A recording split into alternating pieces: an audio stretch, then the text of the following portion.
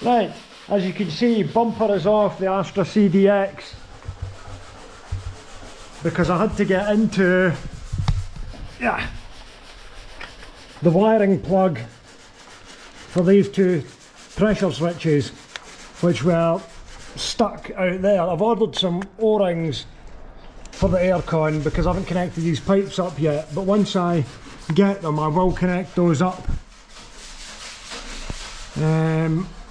And the front bumper is off it because it's getting sanded down to paint it. We're going to two-tone the car. I'm going to do it grey along the bottom like an old SRI, because I really don't want to spend money on the gold coloured paint and lacquer for it. I hate this colour, I think it's horrible.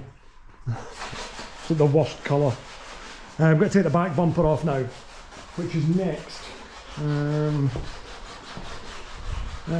Just removed the rear bumper.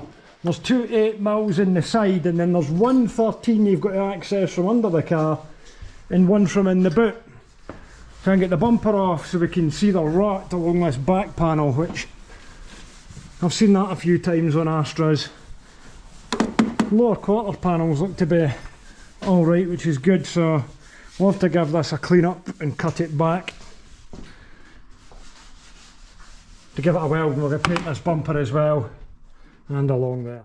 There's the rear bumper off, and it's not the worst here. Scabby bit in the corner. I do actually have a couple of the proper panels for these, but I was going to use them to shape them for the diplomat. Wee hole there, and there's another one just over there, so it's not that bad. I might take this out. I think there's wires at the back of that. I'll have to watch that because they are buried up in there, so I'll have to like make sure they're pulled out the way to get them for the inside, I think. They do sit quite high up there, which is good, so yeah, I'll have to go and remove some of this. I don't know what that is in there. It's like a spray bottle or something's managed to fall under the light. I'll probably take the light out it, I think. I'll be sure about scooters, no? No, it's like a spray bottle. Oh, yeah, That's like that's not in there right. Yeah, other than that, we're not going. Yeah, it's alright, that's all, it's just surface rust.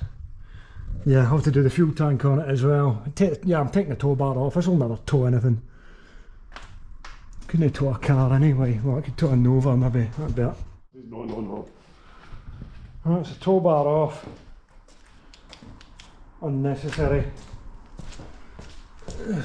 I'll have to go and cut the bottom section of this out to access this to go up a bit further into it to recreate the lip, which is easy, you know, it's not really easy to get to. Just curious, it's rotted out so badly there and not in other bits of the car, but I'm going to get some rot somewhere. Yeah, so I'll nick it along the bottom edge of this, so we're kind of bending down onto the lip, which I'm going to recreate there, so I've got enough space for it. And I'm probably just gonna pretty much level that off there, I think. Just going to go up at an angle, it doesn't matter, as long as it's sealed off. I've gone into the grinder, taken a corner pocket out here. There's stuff wedged in there, there's like jump leads and a first aid kit, a fire extinguisher all in there. So I'll get that for the inside, I've never even noticed. But as you can see here, I've folded this piece up. It's got a GM sticker on it for the factory.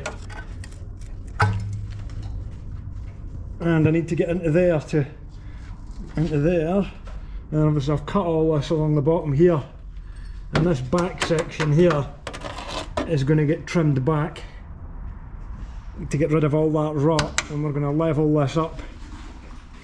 A nice bit of fresh metal into it. Aye, you get into there for that side compartment there, okay. Right, fair enough, okay. In the interests of cutting, wishes I can't get a grinder.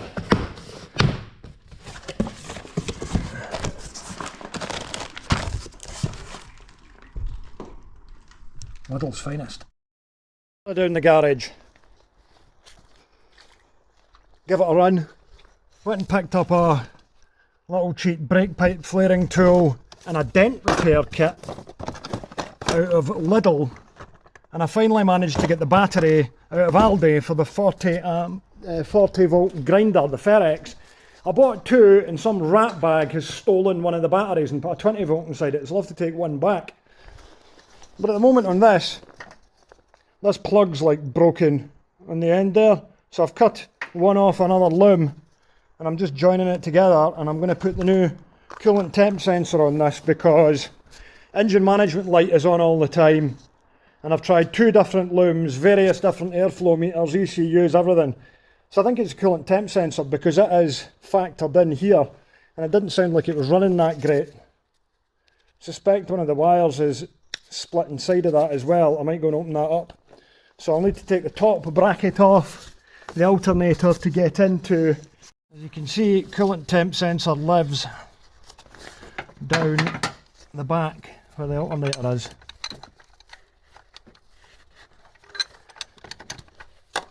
I've never replaced this, and the car sat for years before I even got to it. So let's get this removed and replaced. Come on. Right, that's the new coolant temp sensor in there. It's a Febby Bilstein, good name brand one. Right, need to go and connect this wire up properly, and then we will see if it's putting the management light out.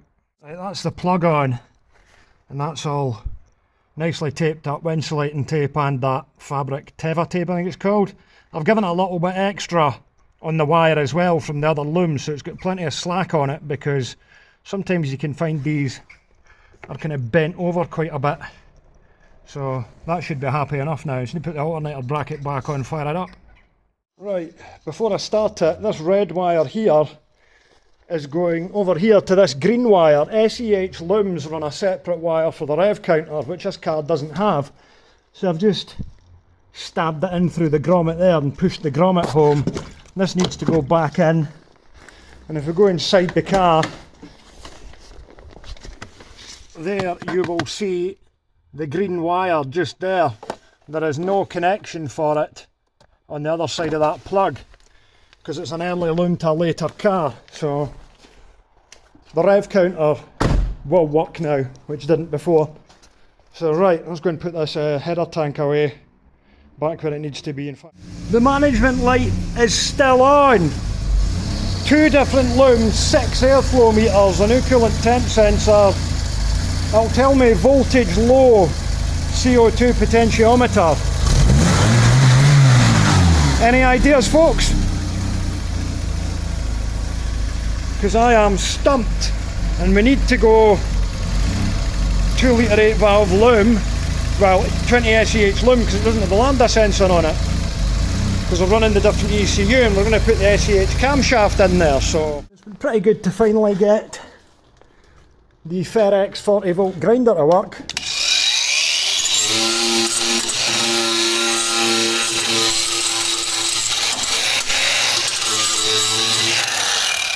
That's quite good. It's handy, it's quite gentle if you're needing to get in confined spaces. The disc won't kick away from you, but you can see along here I've rebuilt the whole lip on the back panel going round here. I haven't welded it all in yet. I'm trying to get all the different bits of panel in place. What I've had to do with the car panel itself is cut it and split it up the way to get in here to weld this lip back on. So once I'm done with that, I'm going to have to bend this back down again and create some more metal to go and weld onto there. But once that's done, it'll all be complete. I mean, it's not going to be pretty, but it'll be solid metal, which is a lot more than was there before, you know, without having to go and buy a back panel, which I don't even know if you can get for one of these. Any me, it's a dreich night, folks. Back down the unit to do more work on the Astra. I was filming on my phone last night because I forgot the GoPro. I have got the K&N filter to fit to this. What I'm thinking, well, I don't know, because I'm waiting for parts to arrive for things. My aircon O-rings came today, which is good. And what else? Let me have a think. I've went and ordered today chemical metal, tiger seal, hose clips. I've got airline fittings on the way so I can get the regulator and water trap set up for the compressor. Now here's what the Corsa's induction noise sounds like as standard.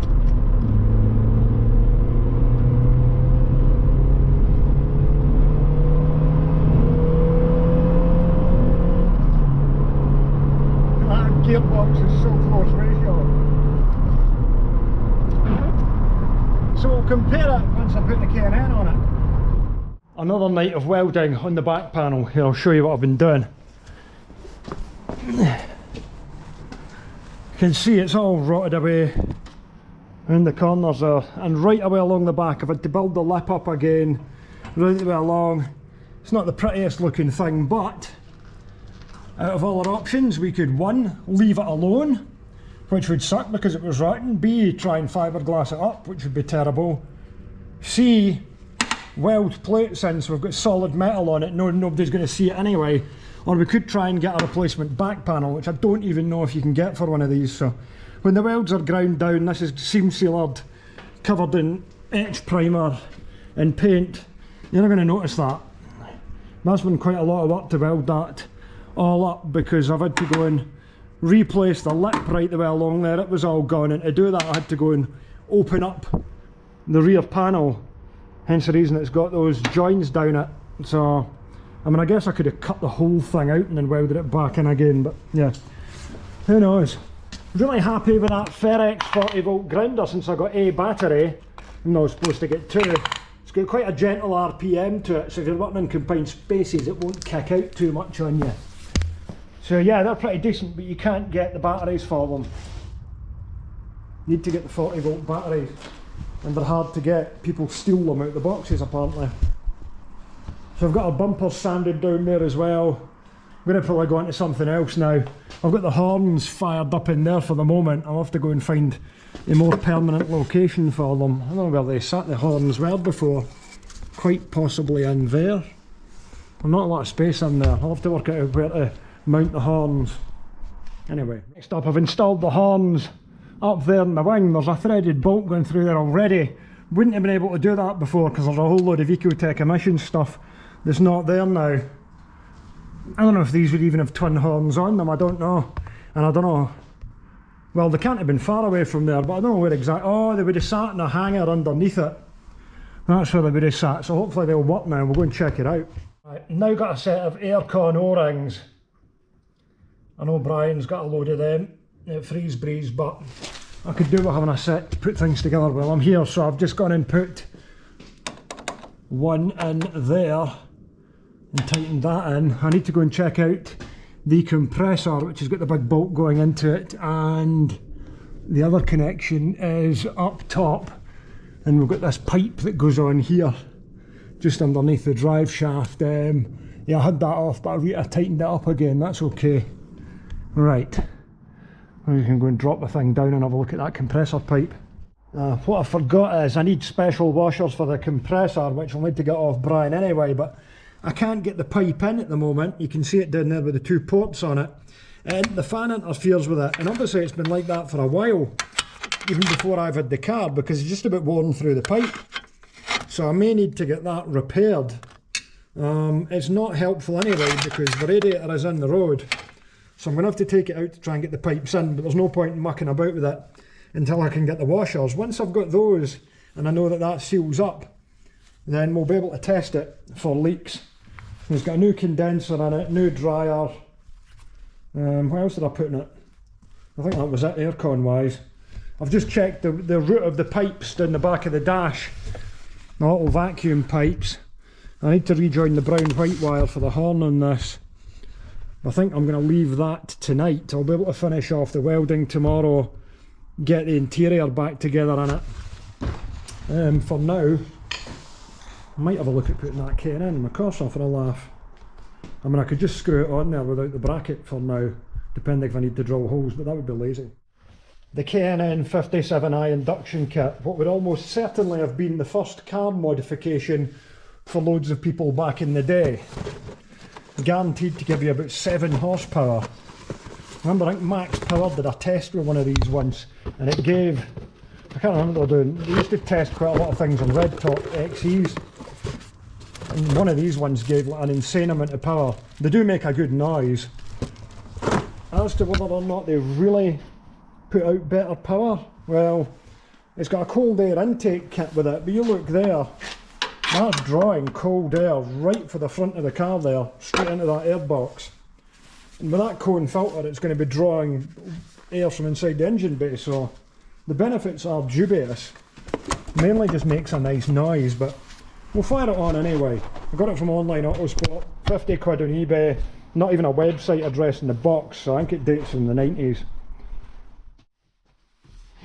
I don't think this will be too difficult to install.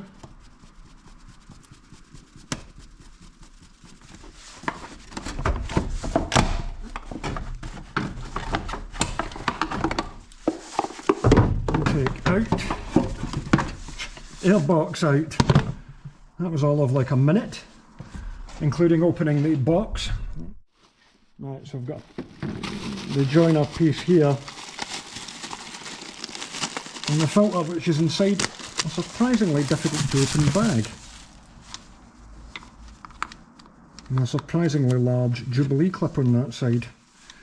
And then we've got that there. So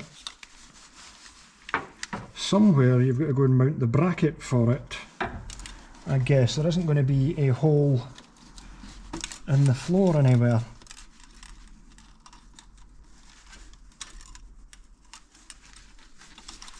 Come on, you going to go in here? That's going to be a tight fit, is it? That with a torch.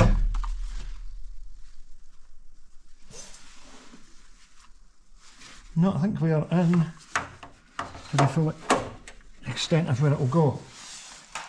I lost the screwdriver under the car as well. It's very... oh, don't knock it further away. Okay.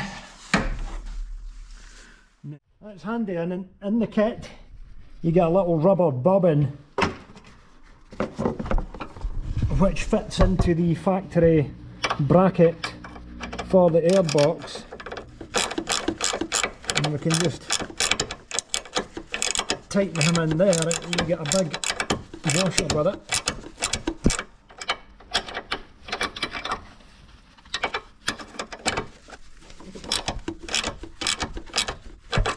There we go, that's him on there, the extent of his threads, and we'll just, I wouldn't imagine this will need much either.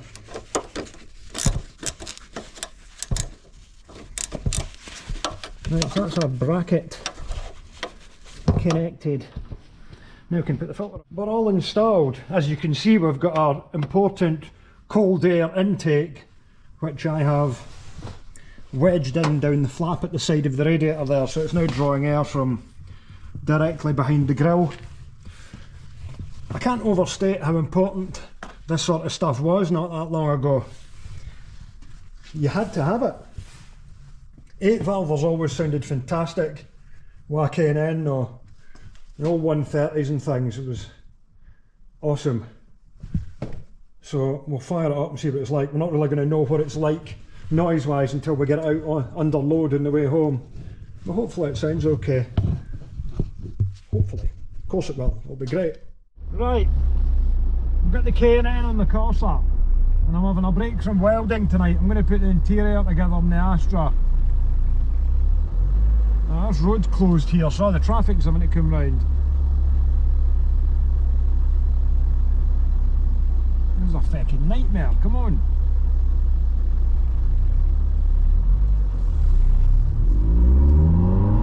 As you can tell, there's an immediate difference.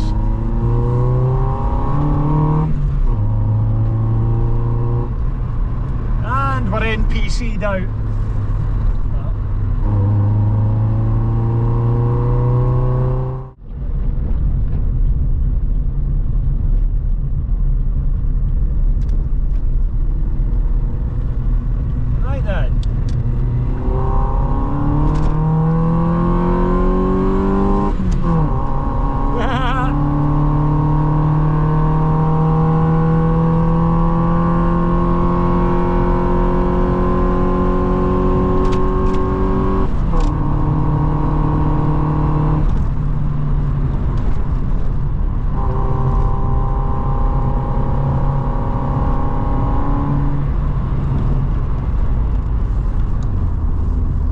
it does go a little bit better. You can just imagine some kid in like 1997, 98 got hold of a Corsa B SRI, putting his K&N 57i on it. Of course he wouldn't be doing it with one of these, with this being the 5-door GLS, no street cred at all. This is like somebody's mum's car at the time that somebody would get to take out, and you'd just be happy to know that your mother had randomly managed to buy a Corsa that's got the same engine and gearbox as the SRI in it, instead of the gutless 1.2 or single point 1.4. Between that and the Pico Big Bore 1 we've got in Le Cave, got some good 90s mods going on right now to get some TSW stealths.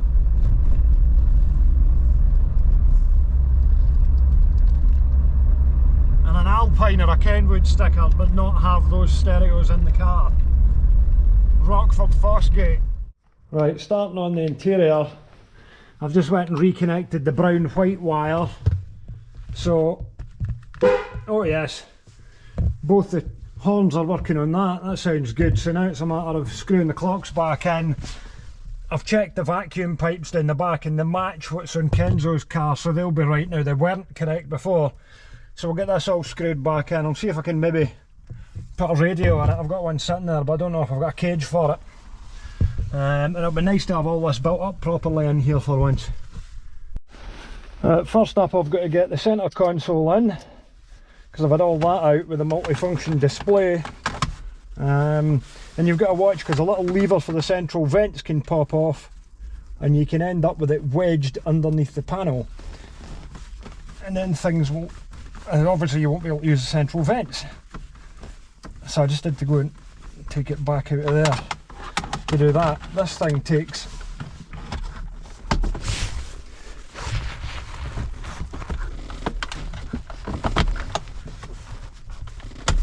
an alarming level of force to push in, but it does go in. I've got as well, I need to go and get a screw for an ignition switch. See that? Is that all right? Yes it is. Good. I want to make sure that everything's going to go back together.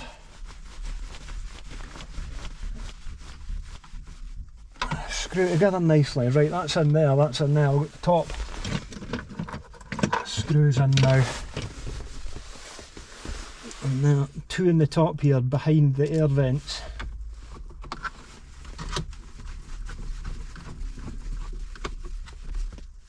Nice. Right, this is the remote display VDO radio that's out my Vectra that's down in England at the moment. Well, I won't be going back in there anytime soon, so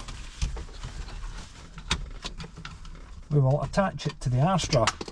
It's nice because it's got the correct cage on it. What was that? That was a power button.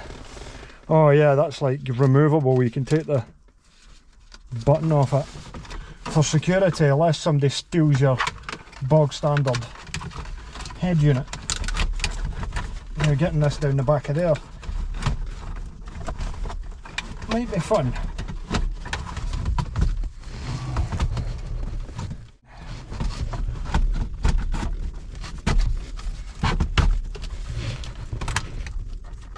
Nearly.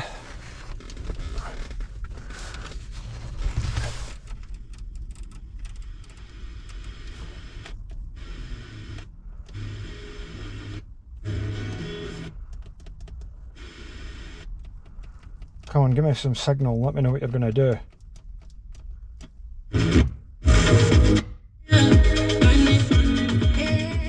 Alright, Devil, it's got radio. Oh, it's got a CD in it. Ooh, powerage by AC/DC, get in.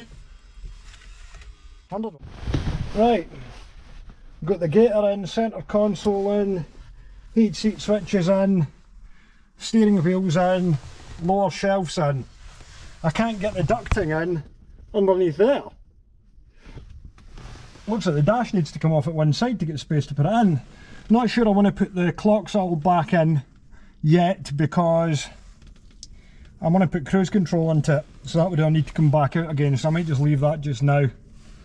But that is a lot of the inside built up on it, which makes it much nicer. What do we think to orange indicators? I quite like that. It was weird at the time when they were new. It's like, why have they even got orange indicators on them? I take it was to differentiate them for Cavaliers as much as possible. Only the CD and the GSI got these to begin with, then when the facelifts they went all clear.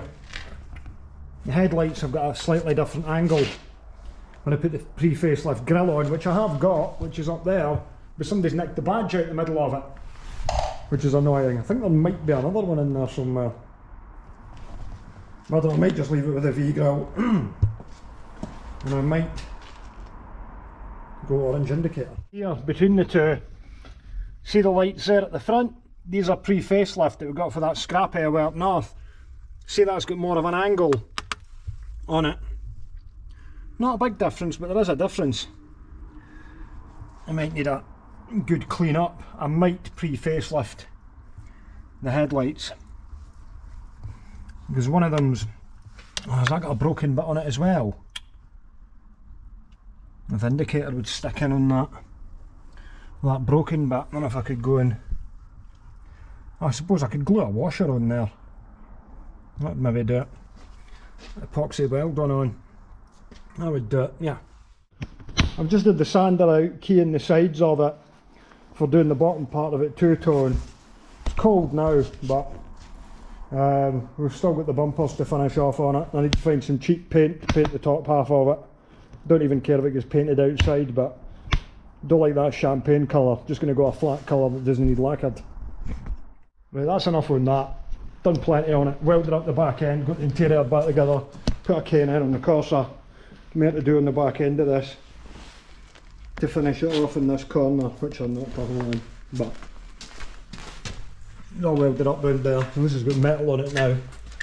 Next time out, I'll probably get the bottom half out painted, do the mirror covers, and then once the bumpers are on it, and go for MoT. I'll have to look on eBay see if I can get a ginger cater. Aye.